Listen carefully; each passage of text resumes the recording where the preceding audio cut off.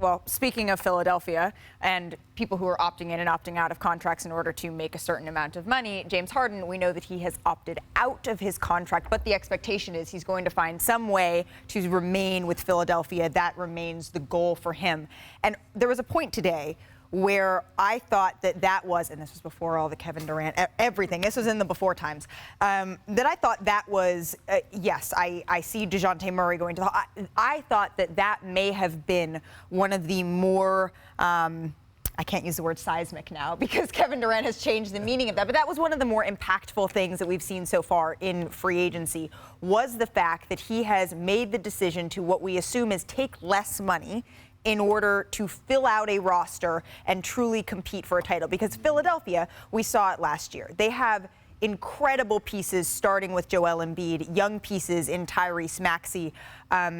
They just didn't have quite enough. They just didn't have quite enough, particularly with the way that James Harden was playing. So, Zach, I'm curious what you make of James Harden's decision and where Philadelphia sits now, particularly now that we're seeing some of those other signings fill out a little bit. The Sixers are doing it to me again. They're suckering me in. I could feel it. I could feel it happening again. I'm clearly already suckered. I could feel it happening again. Look, I think with DeAnthony Melton, Daniel House, and P.J. Tucker reportedly all going there, they've done a great job filling out their roster with 3-and-D types, the kind of players you want around Harden and Embiid, who, by the way, were the most efficient pick-and-roll combination in the NBA after that trade. You give them a full season to learn how to play together with Tyrese Maxey. You hope that James Harden locks in, gets in the best shape of his life, and stays that way.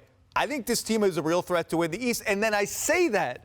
And I remember the last time I saw them play in an elimination game, James Harden took 2 shots in the second half, disappeared again. It was like, yo, the ball didn't come back to me. Okay.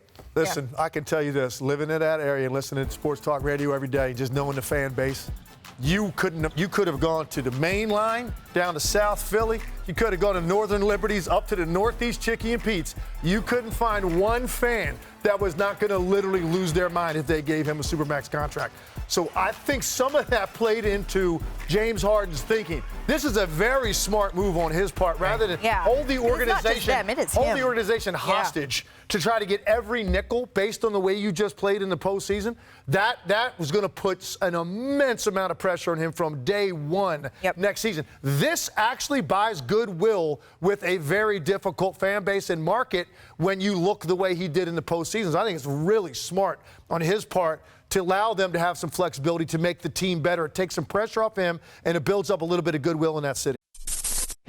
Thanks for watching ESPN on YouTube. For live streaming sports and premium content, subscribe to ESPN+.